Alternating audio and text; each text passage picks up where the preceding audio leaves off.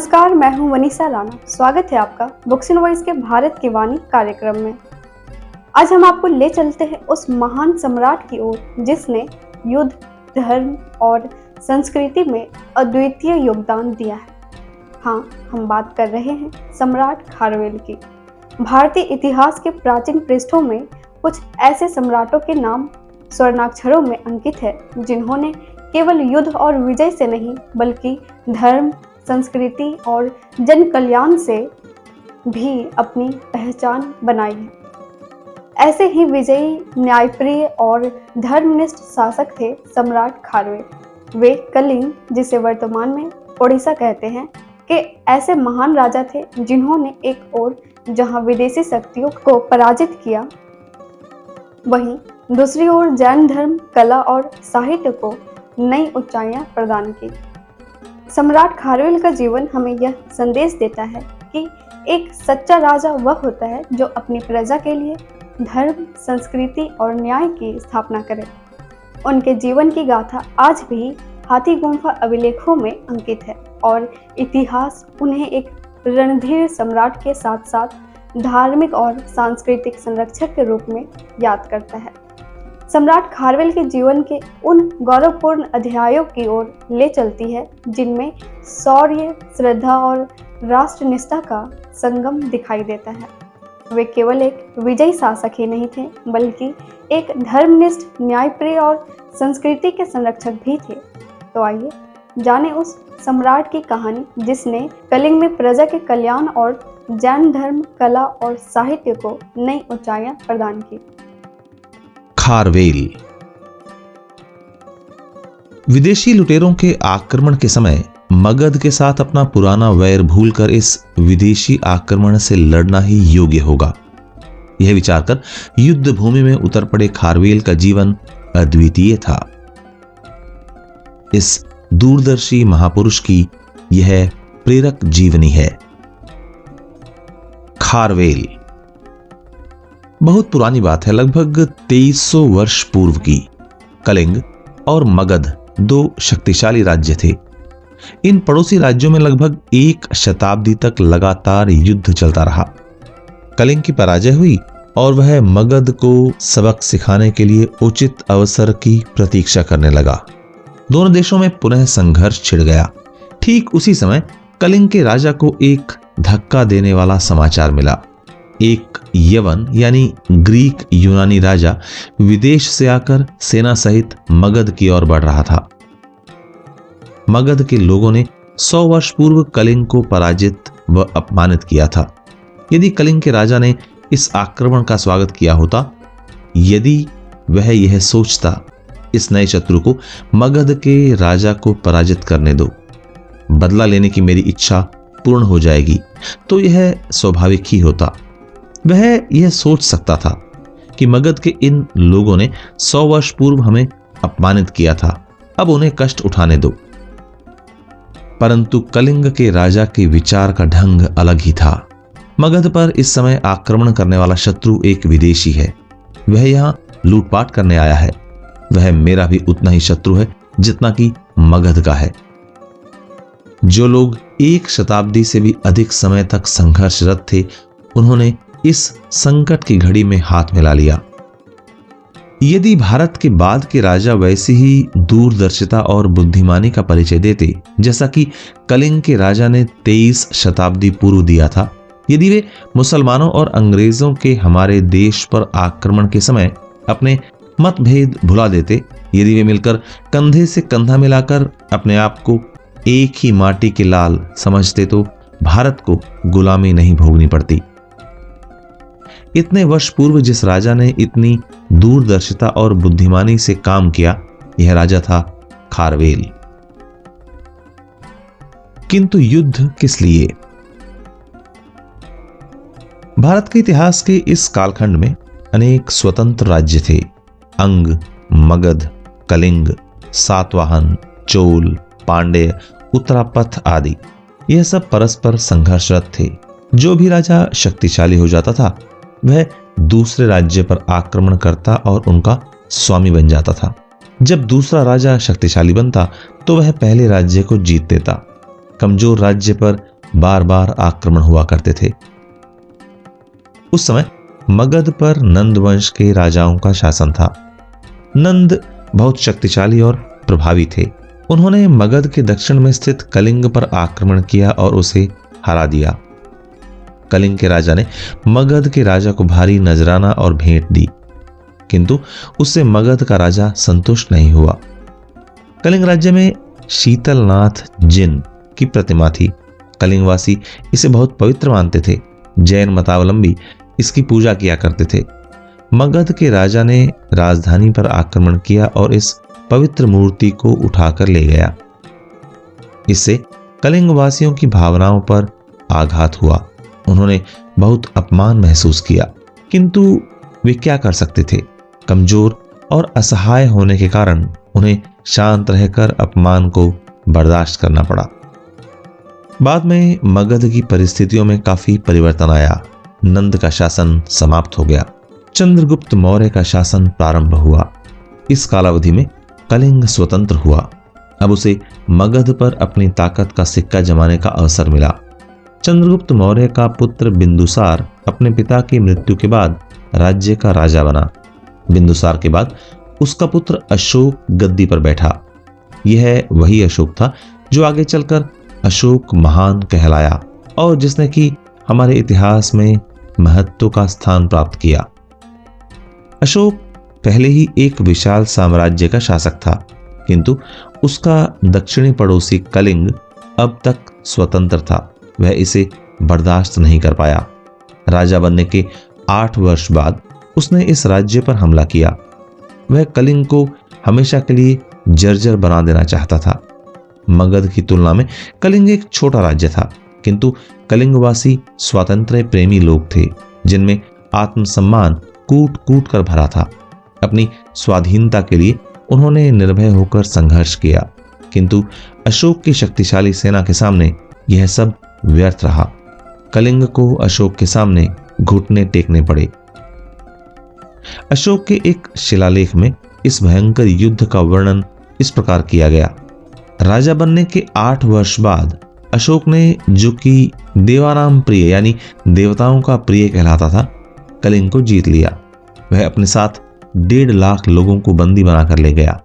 अन्य 1 लाख लोग मारे गए। घायलों की संख्या अनगिनत थी। अशोक ने अपनी आंखों से युद्ध की विभीषिका देखी। युद्ध के कारण मृत व्यक्तियों की लाशें, विनाश और कष्ट वह बर्दाश्त नहीं कर सका। किसी झरने की तरह रक्त बह रहा था। युद्ध स्थल पर मनुष्यों और पशुओं की अनगिनत लाशें बिखरी पड़ी थी। घायलों और मरते हुए लोगों की चीख पुकार असहनीय थी। उसका हृदय पिघल गया। उसने निश्चय किया, मैं अब फिर कभी युद्ध नहीं करूंगा। उसने बौद्ध मत स्वीकार किया, जिनमें कि अहिंसा पर बल दिया गया है, किंतु कलिंग ने अपनी स्वतंत्रता खो दी। पुनः स्वतंत्रता। अशोक की मृत्यु के बाद उसके साम्राज्य में पूर्ण अव्यवस्था फैल गई। उसके पुत्र और पौत्र आपस में लड़ने लगे। धीरे धीरे मगध की शक्ति और प्रभाव घटने लगा। अशोक ने अपने साम्राज्य के विभिन्न भागों के लिए सरदार नियुक्त किए। उन्होंने अपने शासक की कमजोरी का पूरा लाभ उठाया और स्वयं को स्वतंत्र घोषित कर दिया। उन्होंने अपने छोटे मोटे राज्य स्थापित कर लिए। कलिंग की विजय के बाद अशोक ने चेदी के एक सरदार को इसका प्रशासक नियुक्त किया। इस तरह कलिंग में चेदी वंश का शासन प्रारंभ हुआ। इस शासक के पुत्र का नाम महामेघवाहन था। सरदार की मृत्यु के बाद महामेघवाहन गद्दी पर बैठा। उसके समय में कलिंग के लोगों को बुरे दिन देखने पड़े। इसका कारण राजा का कुशासन नहीं था, बल्कि प्रकृति का प्रकोप था। भीषण तूफान के कारण अनेक लोगों की मृत्यु हुई। विनाश लीला फैल गई। मकान धराशायी हो गए। किले की दुर्भेद्य दीवारें नष्ट हो गई। उसका मुख्य द्वार चूर चूर हो गया। शहर को पानी पहुंचाने वाली नहर में बड़ी बड़ी दरारें पड़ गई। जनता बेचैन हो उठी। सभी लोगों के दिमाग में एक ही चिंता थी कि कैसे इस संकट से छुटकारा पाएं। जब कलिंग शक्तिशाली था, तब दक्षिण के दृढ़ राजाओं ने मगध के खिलाफ अपनी रक्षा कराने के लिए एक समय कलिंग की सहायता ली थी। अब उन्होंने कलिंग को सताना शुरू किया। इस तरह कलिंग वासियों की दुर्दशा बढ़ गई। उसने कष्टों का पारावार न रहा। इसमें कोई आश्चर्य नहीं कि इस संकट और अपमान की बजाय वे मौत पसंद करते। राजकुमार का जन्म। ईसा पूर्व 209 में राजधानी में यह खबर फैली कि राजा महामेघवाहन के यहां पुत्र पैदा हुआ है। राजकुमार का जन्म शुभ मुहूर्त में हुआ था। इससे लोगों को कुछ राहत मिली। उन दिनों राजमहल में किसी बच्चे के जन्म पर विख्यात ज्योतिषियों को बुलाया जाता था और उनसे बच्चे की कुंडली बनवाकर उसका भविष्य पूछा जाता था। राजा महामेघवाहन ने अत्यंत प्रसिद्ध ज्योतिषियों को बुलवाया। उन्होंने बच्चे के स्वरूप को निहारा, उसकी जन्म कुंडली का निरीक्षण किया और प्रसन्न हो गए।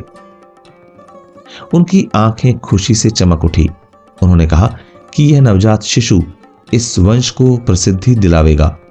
वह अपने पूर्व संत राजा वासु की तरह महान बनेगा। वह एक शक्तिशाली विजय के द्वारा अपने साम्राज्य का विस्तार करेगा। शीघ्र ही कलिंग के शुभ दिन लौट आए। जनता को अपार हर्ष हुआ। युवराज दीर्घायु हों, ऐसी उन्होंने प्रार्थना की। युवा खारवेल। राजकुमार का नाम खारवेल रखा गया। वह सुडौल, हष्टपुष्ट, गेहुए रंग का था। उसका व्यक्तित्व आकर्षक था। अल्पायु में ही उसने हर खेल में अपना कौशल दिखाया और हमेशा प्रथम रहा। सारे राज्य में उसकी ख्याति फैल गई। हर कोई उसके गुणों व योग्यता की प्रशंसा करता था। महामेघवाहन अपने राजकुमार की गतिविधियों से प्रसन्न था। उसके शासनकाल में राज्य ने पुनः स्वतंत्रता प्राप्त कर ली, किंतु राजा खुश नहीं था, क्योंकि वह अपनी प्रजा की दशा नहीं सुधार पाया था। तूफान से भयंकर नुकसान हुआ था। अशोक के हाथों हुई कलिंग की पराजय ने वहां के लोगों का संपूर्ण साहस और विश्वास छीन लिया था। वे मृत प्राय प्रतीत होते थे। शत्रुओं से लोहा लेने का उनमें हौसला नहीं था। जनता की दुर्दशा देखकर राजा उदास और खिन्न हो गया था। उसे विश्वास हो गया कि उसके यहाँ इस होनहार बालक का ईश्वर कृपा से जन्म हुआ है। उसे यह भी विश्वास था कि एक दिन वह लड़का देश के दुर्दिन दूर कर वहां समृद्धि वापस लाएगा। वह अपने पुत्र को उसके भावी दायित्वों का प्रशिक्षण देना चाहता था। बालक को प्रशासन, अर्थशास्त्र तथा अन्य विषय पढ़ाने के लिए विख्यात विद्वानों को नियुक्त किया गया। इसी के साथ शस्त्र ज्ञान कराने के लिए कुशल शिक्षकों की भी नियुक्ति की गई। जैसे जैसे वह बड़ा हुआ, विभिन्न शस्त्रों का प्रयोग तथा अभ्यास उसका शौक और मनोरंजन बन गया। स्वस्थ, सुदृढ़ और शस्त्रों में चपल होने के कारण वह शीघ्र ही एक अच्छा सैनिक बन गया। उसके शिक्षकों को इस बालक का गौरव था कि उनकी देखरेख में राजकुमार इतना कुशल हो गया। जैसे जैसे खारवेल एक बलशाली पुरुष के रूप में बड़ा होने लगा, लोगों के चेहरों पर चमक आने लगी। एक नई आशा जाग उठी। उन लोगों ने देश की उन्नति के लिए उसके योग्य नेतृत्व में कार्य करने का निश्चय किया। एक शुभ दिन खारवेल को युवराज बना दिया गया। वह सक्रिय रूप से प्रशासन में भाग लेने लगा। तब वह 15 या 16 वर्ष का था। वह 9 वर्षों तक युवराज रहा। उसके पिता महामेघवाहन की मृत्यु के बाद वह देश का राजा बना। महाराज खारवेल। गद्दी पर बैठने के तत्काल बाद राजा के लिए बहुत कुछ करने को था। तूफान के कारण किला ध्वस्त हो गया था। उसका फिर से निर्माण करना था। जनता में साहस और विश्वास की भावना भरने के अलावा एक सशस्त्र सेना भी तैयार करनी थी, ताकि वह अपनी शक्ति प्रदर्शित कर सके। अत्यंत सम्मानित और पवित्र शीतलनाथ जिन की मूर्ति किसी भी कीमत पर मगधवासियों से वापस लानी थी। यह एक प्रतिष्ठा का प्रश्न था। राजा और उसकी अधिकांश प्रजा जैन थी, किंतु जैन पंथ कमजोर होता जा रहा था। उसे फिर से सशक्त बनाना था। नए युग की ओर। अपने शासन के प्रथम वर्ष में खारवेल ने किले के पुनर्निर्माण का कार्य हाथ में लिया। उसे दृढ़ विश्वास था कि राजधानी सशक्त, समृद्ध, सुंदर और आकर्षक होनी चाहिए। राजा बनने के कुछ माह के भीतर उसने इस उद्देश्य को पूरा कर लिया, किंतु अभी उसके सामने बड़ा भारी काम था। उसे नगर का पुनर्निर्माण करना था, जहां के अधिकांश मकान ढह गए थे। उसे तालाबों और कुओं की मरम्मत भी करवानी थी। इसके अलावा बाग बागीचों की नष्ट हो चुकी सुंदरता को भी पुनः वापस लाना था। ये सब कठिन कार्य थे। इन पर पैसा भी काफी लगने वाला था। उसे एक दो नहीं बल्कि अनेक काम निपटाने थे। वर्षों से यह राज्य कष्ट सहता आ रहा था। इस राज्य को शत्रु और निसर्ग द्वारा पहुंचाई गई भारी क्षति से मुक्ति दिलानी थी। पुनर्निर्माण के कार्य पर बहुत अधिक धनराशि व्यय की गई। किला फिर मजबूत बन गया। तालाब और नहरें जल से पूरी तरह भर गए। हरी घास और रंग बिरंगे फूलों, वृक्षों और अनेक तरह के फलों से बगीचे पुनः एक बार आकर्षक हो उठे। इन सभी सुधार कार्यों पर काफी खर्च हुआ, किंतु खारवेल ने अपनी प्रजा से एक पाई भी नहीं ली। यदि वह अपनी प्रजा पर कर लगाता तो उसमें कुछ अनुचित नहीं होता। जनता भी कर देने में आनाकानी न करती, किंतु खारवेल ने बिना कोई कर लगाए सारे कार्यों के लिए अपने खजाने से पैसे दिए। लोगों को अपार हर्ष और आश्चर्य हुआ। गद्दी पर बैठने के 1 वर्ष के भीतर खारवेल ने लोगों के दिलों को जीत लिया। अपने शासन के द्वितीय वर्ष में उसने अपने राज्य की सीमाओं के पार सत्ता का विस्तार करने और शक्ति प्रदर्शन करने की ठानी। कलिंग के पश्चिम में सातकर्णी नामक राजा था। उसने एक महान योद्धा के रूप में नाम कमाया था।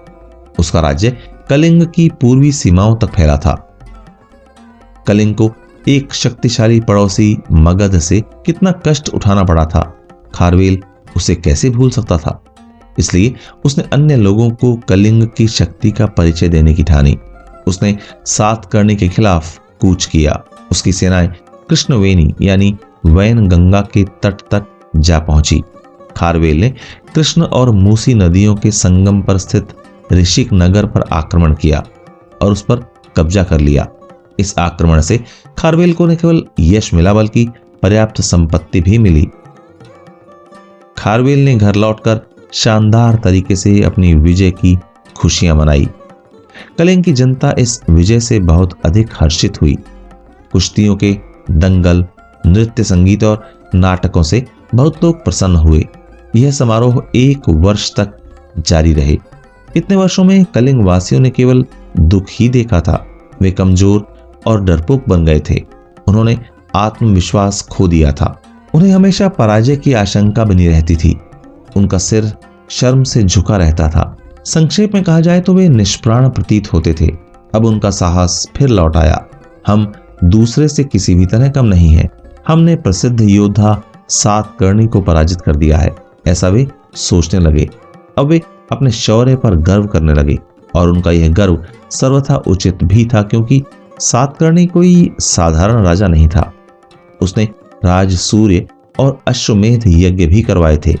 इससे उसकी ख्याति सभी ओर फैल गई थी। कलिंग ने इतने बड़े योद्धा को नीचा दिखाया था। अब उसकी जनता सिर ऊंचा उठाकर आत्मसम्मान के साथ रह सकती थी। उसकी जनता में से अधिकांश लोग सेना में शामिल होने के लिए स्वेच्छा से आगे आए।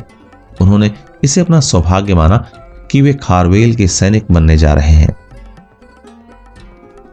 एक चुनौती। जिस समय राजा विजय की खुशियां मनाने में व्यस्त था, तभी उसे एक धक्का देने वाला समाचार मिला।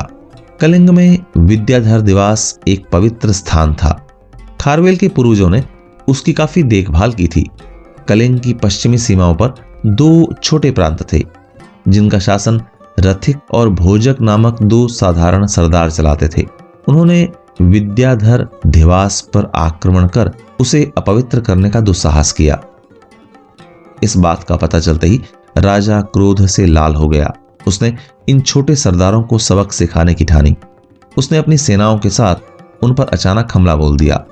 दोनों सरदार इस गलत फहमी में थे कि पहले की भांति कलिंग के सिपाही कमजोर हैं और उन्हें आसानी से हराया जा सकता है। उन्होंने अभी तक खारवेल का क्रोध नहीं देखा था। अब उन्हें इसका मजा चखना पड़ा। कलिंग की शक्तिशाली सेना ने उन्हें पूरी तरह कुचल कर रख दिया। सरदार खारवेल के पैरों पर गिर पड़े और दीनता के साथ उन्होंने अपने मुकुट तथा अन्य राज चिन्हों सहित आत्मसमर्पण कर दिया। उन्होंने खारवेल से प्रार्थना की कि वह उन्हें क्षमा कर दें। खारवेल केवल शक्तिशाली ही नहीं बल्कि इतना उदार भी था कि वह अपने सम्मुख आत्मसमर्पण करने वालों को क्षमा कर उनके साथ आदर का व्यवहार करता था। सरदारों को क्षमा कर दिया गया। इसके बाद कलिंग की ओर आंख उठाकर देखने का उन्होंने दुस्साहस नहीं किया। प्रजा प्रेमी राजा। रथिक और भोजक को सबक सिखाने के बाद खारवेल अपने घर लौटा और अपनी प्रजा की भलाई की ओर ध्यान देने लगा। उसकी राजधानी समुद्र के निकट थी, इसलिए वहां पेयजल की समस्या बनी रहती थी। नंद के काल में पेयजल की समस्या का हल एक नहर के द्वारा खोज लिया गया था। इसका नाम था थान सोटियवाटा। किंतु यह 250 वर्ष पहले की बात थी। काल प्रवाह के साथ और महामेघ वाहन के शासनकाल में आए भीषण तूफान से यह नहर बुरी तरह क्षतिग्रस्त हो गई थी और अनुपयोगी हो चुकी थी। इसका पुनर्निर्माण करना था, अन्यथा पेयजल की पूर्ति की कोई सुनिश्चितता नहीं रहती। इस कारण नहर की मरम्मत पर काफी धन व्यय हुआ। इस बार खारवेल ने जनता से कोई पैसा वसूल नहीं किया। उसने सारा खर्च राजकोष से ही किया। दूसरी ओर उसने जनता को गरीबी से छुटकारा दिलाने के लिए सभी कर माफ कर दिए। पराजित सरदार रथिक व भोज द्वारा अर्पित रत्नों व धन संपत्ति से खजाना भरा हुआ था। कलिंग के सुखी प्रजाजन कहने लगे, राजा हो तो खारवेल जैसा हो। हम वास्तव में बहुत भाग्यवान हैं। खारवेल की ख्याति पड़ोसी राज्यों तक फैल गई। विदेशी लुटेरा। खारवेल को राजा बने 7 वर्ष बीत चुके थे। इस काल में उसकी सफलताएं कुछ कम न थीं। उसने राज्य को शक्ति और समृद्धि प्रदान की थी। उसकी प्रजा को पुनः सुख शांति व आत्मसम्मान प्राप्त हो गया था। अन्य राज्य कलिंग की ओर सम्मान भावना से देखते थे, किंतु उससे डरते भी थे। उसके बावजूद राजा संतुष्ट नहीं था। उसी वर्ष उसकी छोटी रानी वज्राग्रावती ने एक पुत्र को जन्म दिया। पुत्र जन्म भी खारवेल को पूरी तरह प्रसन्न नहीं कर सका। वह इस बात से खुश जरूर था कि उसका वंश चलता रहेगा, किंतु एक पीड़ा उसके हृदय को कचोट रही थी। क्या मुझे मगध द्वारा कलिंग को अपमानित व शर्मिंदा किए जाने का बदला नहीं लेना चाहिए? यह अपमान भी कैसा? शीतलनाथ जिनकी पवित्र प्रतिमा अब भी मगध के कब्जे में है। जब तक मैं उसे वापस नहीं ले आता तब तक मुझे कैसे शांति मिलेगी? इस तरह वह सोच विचार में डूबा हुआ था। प्रतिमा वापस लाने का कार्य बहुत ही कठिन था। मगध पर आक्रमण कर उसे पराजित करना टेढ़ी खीर थी। मगध की राजधानी राजगृह की सीधे घेराबंदी करना संभव नहीं था। राजधानी की रक्षा उसके दक्षिण में स्थित गोरखगिरी किले द्वारा की जाती थी। यह एक नैसर्गिक पहाड़ी किला था। यह पहाड़ी बिहार के गया जिले में है। राजधानी पर आक्रमण करने के पहले इस पर कब्जा करना जरूरी था। वह एक कठिन और खतरनाक काम था, किंतु खारवेल एक शक्तिशाली योद्धा था। उसके सिपाही जीवन की अंतिम श्वास तक लड़ने के लिए तैयार थे, क्योंकि वे सभी जानते थे कि मगध को पराजित कर शीतलनाथ जिन की प्रतिमा वापस लाना उनका पवित्र कर्तव्य है। उनके जीवन का लक्ष्य भी यही था। इस दृढ़ संकल्प के साथ उन्होंने गोरखगिरी पर कब्जा किया, राजधानी राजगृह के निकट पहुंचे और चारों ओर घेरा डाल दिया।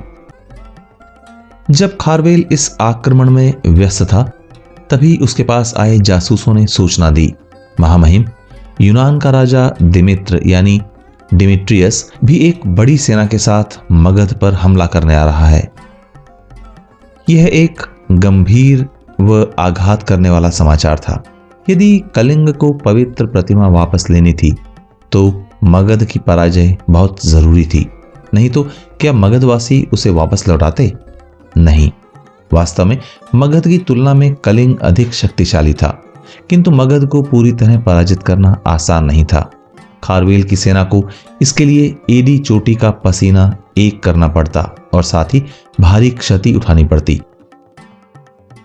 खारवेल विचार करने लगा, अब क्या किया जाए? मैं अकेले मगध को पराजित कर सकता हूं। यदि दिमित्र मेरी सहायता करता है तो निसंदेह यह काम दुगना आसान हो जाता है। किंतु यह दिमित्र कौन है? क्या वह हम में से एक है? मेरा देशवासी है?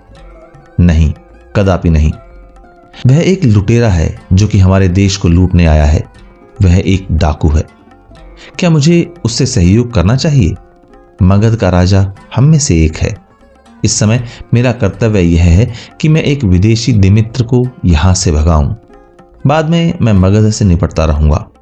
काफी सोच विचार के बाद खारवेल ने यह निर्णय लिया। उसने राजगृह से अपनी सेनाएं हटाकर उन्हें पश्चिम की ओर दिमित्र से मुकाबला करने भेजा।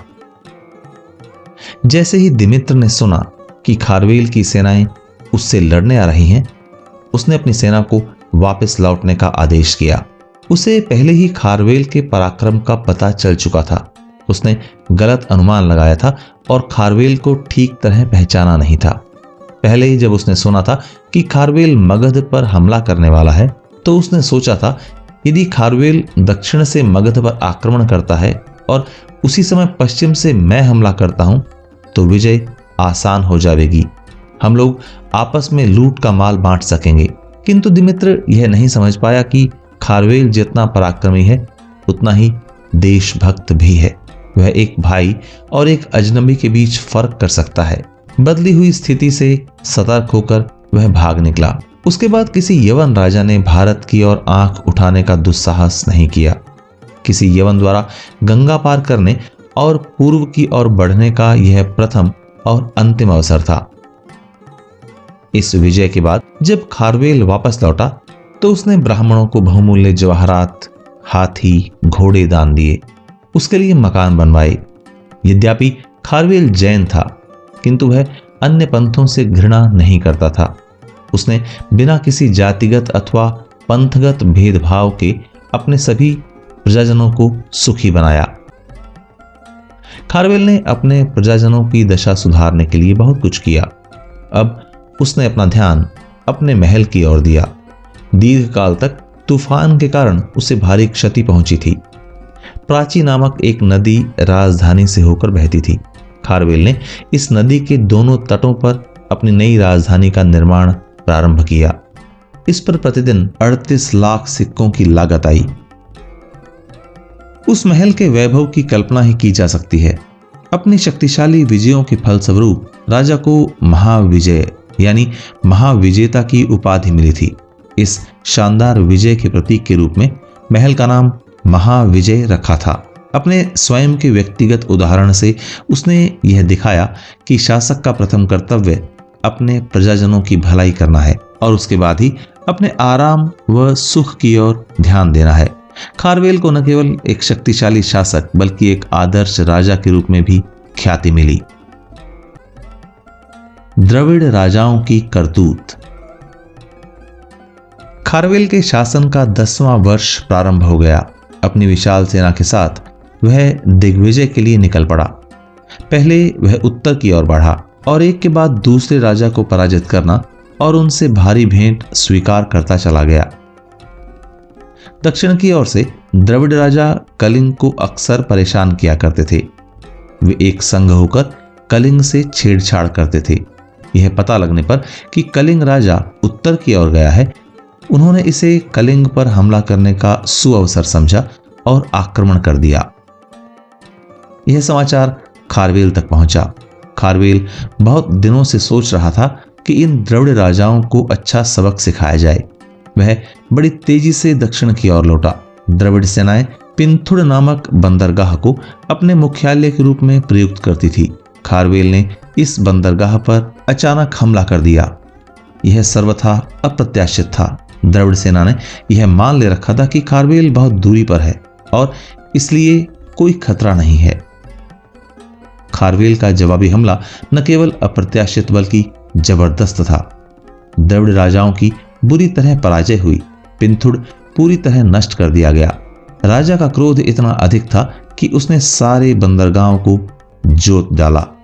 इससे भी उसे संतोष नहीं हुआ और उसने द्रविड़ राजाओं पर हमला बोल दिया और उनके संगठन को छिन्न भिन्न कर दिया। वे राजा अपनी जान बचाने अपनी राजधानियों की ओर भाग निकले। पवित्र प्रतिमा की वापसी। इसके बाद खारवेल अपना अधूरा कार्य पूरा करने फिर से उत्तर की ओर बढ़ा। उसने तक्षशिला की राजधानी उत्तरापथ की ओर कूच किया और उस पर कब्जा कर लिया। अब उसकी सेनाएं मगध की ओर बढ़ी। यह समाचार मगध के राजा बृहस्पति मित्र तक पहुंचा। वह खारवेल के पराक्रम और क्रोध से परिचित होने के कारण भय से थर थर कांपने लगा। मगध की जनता तक यह खबर फैल गई। वह जानते थे कि खारवेल असाधारण रूप से पराक्रमी पुरुष था। वह एक ऐसा योद्धा था जिसने 7 करने की ख्याति से जरा भी भयभीत न होते हुए उसे पराजित किया था। उन्हें यह भी पता था कि विश्व विजय का स्वप्न देखने वाले और भारत में घुसकर उनके स्थानों पर मनमानी लूटपाट करने वाले यवन राजा दिमित्र को भगाने वाला महान योद्धा खारवेल ही था। इसके अतिरिक्त न केवल उन्होंने खारवेल के पराक्रम बल्कि उसके भयानक क्रोध के बारे में भी सुना था। पिंथुड़ का जो हाल हुआ था उसका स्मरण कर वे कांपने लगे। इस तरह खारवेल के आक्रमण की खबर से मगध वासियों में बेचैनी फैल गई। उन्होंने जान लिया कि अब आत्मसमर्पण के अलावा कोई विकल्प शेष नहीं है। राजा और उसकी प्रजा ने सर्वसम्मति से निर्णय लिया कि यह एकमात्र सही मार्ग रह गया है। इस संबंध में अब दो मत हो ही नहीं सकते थे।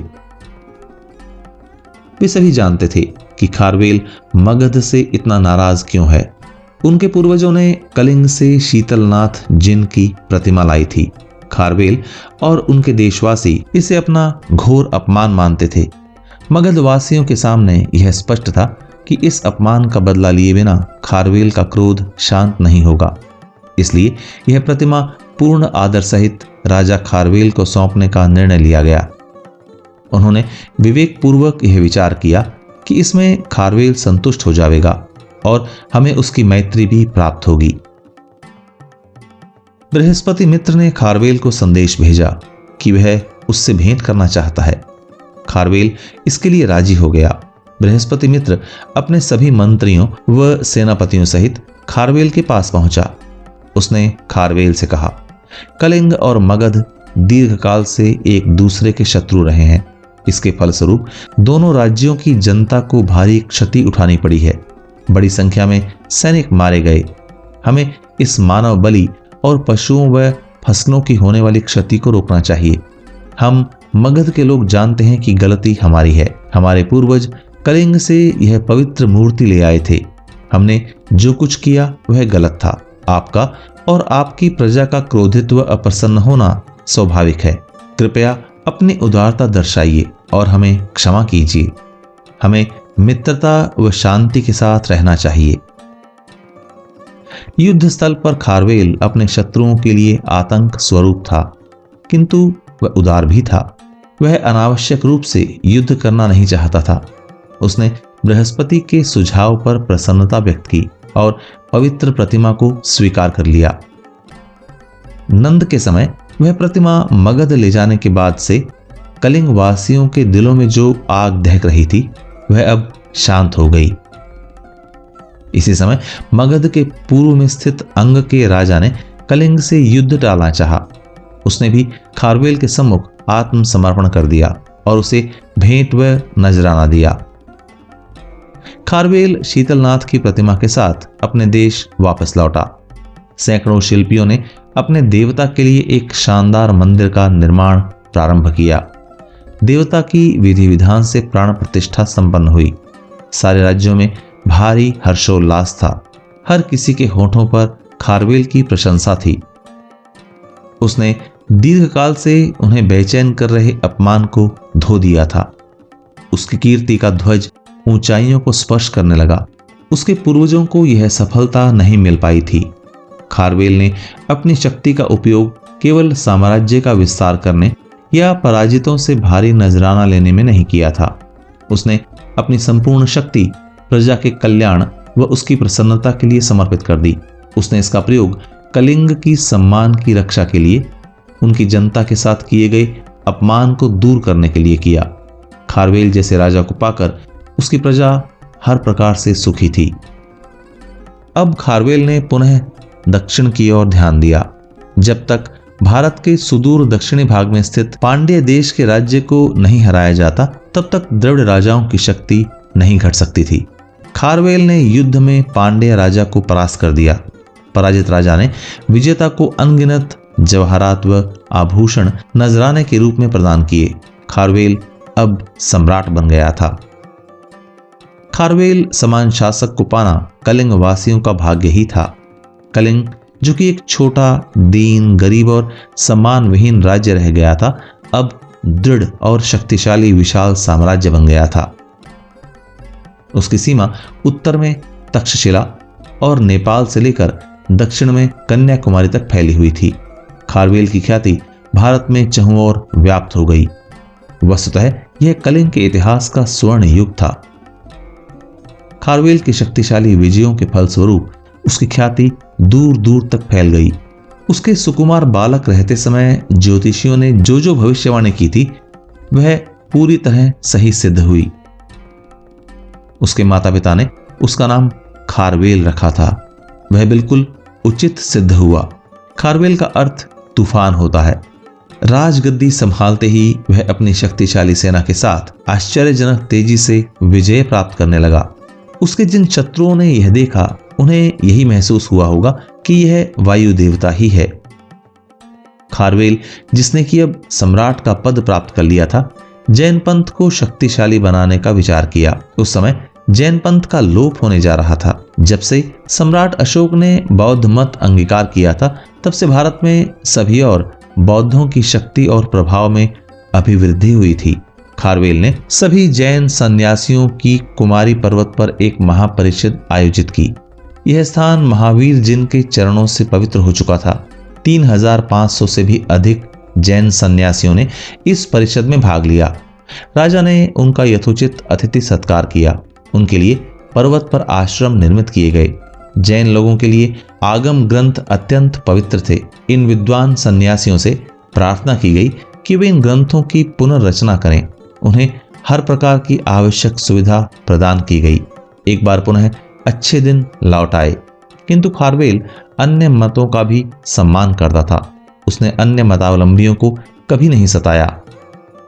ऐसा था खारवेल, एक महान नायक, जो कि सभी धर्मों के प्रति समान दृष्टि रखता था, जो कि अपनी प्रजा को पूरी तरह सुखी रखता था, जिसने अपने राज्य को नारकीय दुर्दशा से छुटकारा दिलाकर उसे कीर्ति के शिखर पर प्रस्थापित किया। खारवेल ने अपने देशवासी और विदेशी का अंतर पहचानने की बुद्धि थी। वह एक महान विजेता, सम्राट और जैन पंथ का उन्नायक था।